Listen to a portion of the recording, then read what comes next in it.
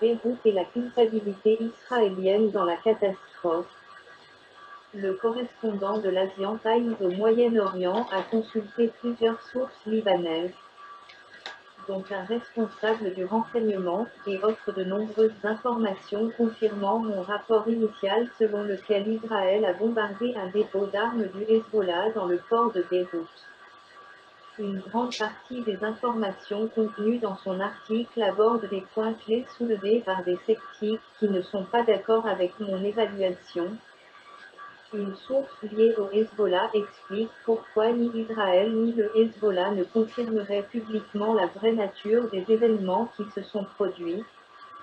L'alternative, selon des sources de sécurité libanaises, serait l'attribution logique à Israël, forçant le Hezbollah à une réponse équivalente, ce qui déclencherait une guerre aux proportions catastrophiques. S'il s'agissait d'une attaque israélienne, cela ne sera pas révélé car cela implique les deux parties dans une guerre dont elles ne veulent pas, a déclaré à Asia Times une source libanaise proche du Hezbollah sous couvert d'anonymat.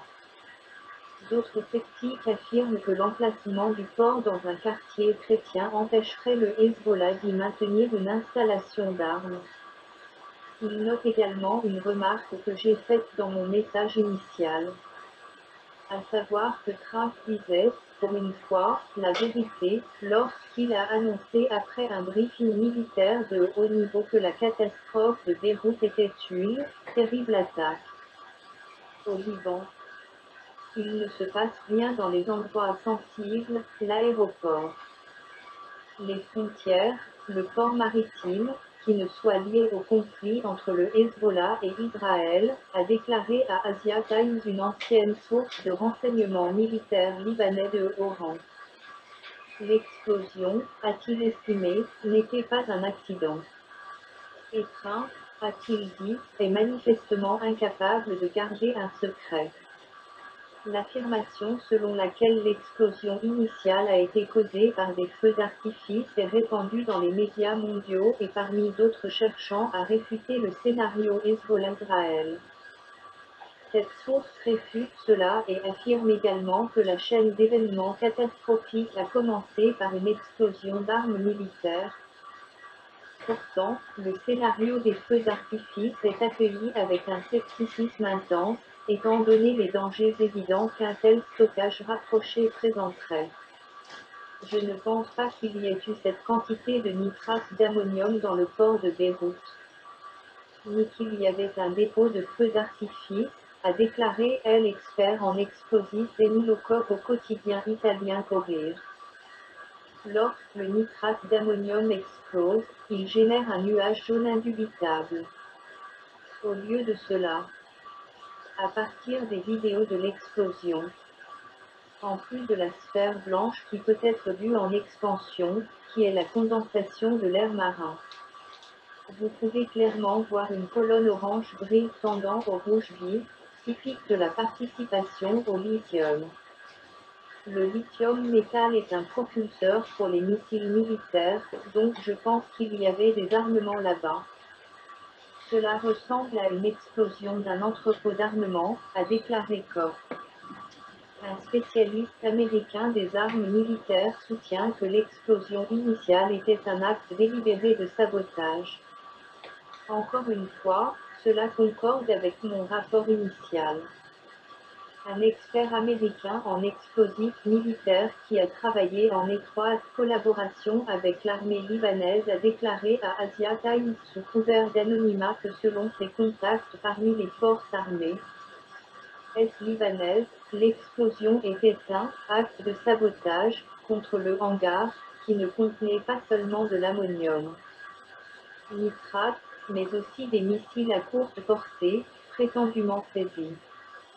J'ai parlé à plusieurs militaires libanais anciens et actuels. Que tous étaient d'accord pour dire qu'il s'agissait d'un dépôt d'armes qui explosait après la première frappe et que le nitrate d'ammonium ne s'enflammerait pas sans un fusible. Dans ce cas une explosion, a déclaré Riyad Kawaji, directeur de l'Institut d'analyse militaire du Proche-Orient et du Golfe basé à Dubaï. La journaliste va plus loin en disant que ces experts libanais de la défense ont attribué le sabotage à une attaque israélienne délibérée. Un certain nombre d'analystes de la défense libanais pensent qu'Israël a probablement mené l'attaque, mais n'avait pas l'intention de subir des dommages de cette ampleur. Le mot officiel, c'est que c'était un accident, a déclaré Kawaji. Tout le monde a été surpris par l'ampleur de l'explosion, y compris les Israéliens eux-mêmes, et par conséquent, ils ne veulent pas en prendre la responsabilité. Le Hezbollah ne le dira pas parce qu'il ne veut pas admettre avoir des armes dans la ville. Franchement, je suis étonné du niveau de vitriol et de dérision que mon reportage a rencontré. Je l'attendrai de sources pro-israéliennes de droite, mais une grande partie de cette réponse vindicative, même personnelle, est venue de ceux qui prétendent être à gauche. Cela m'a étonné. Mais cela m'a aussi fait prendre conscience que la solidarité est facile au quotidien. Mais lorsqu'une crise survient, les gens perdent leurs repères ou reviennent au titre. Il est bon de savoir qui sont et qui ne sont pas vos amis. Je tiens également à préciser que j'accepte le scepticisme. J'accepte la nécessité de soutenir ce scénario avec des informations crédibles. Mais je n'accepte pas le renvoi pur et simple sans argument sérieux.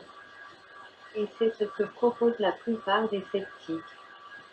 J'apprécie particulièrement les quelques personnes qui ont initialement rencontré mon rapport avec incrédulité, mais qui ont gardé suffisamment d'esprit ouvert pour lire mes rapports en cours et me convaincre que j'avais, sinon tout à fait raison, au moins en offrant un argument qui devait être pris au sérieux. Admettre une erreur n'est pas facile, mais cela est une marque de maturité et de sérieux. Par Richard Silverstein.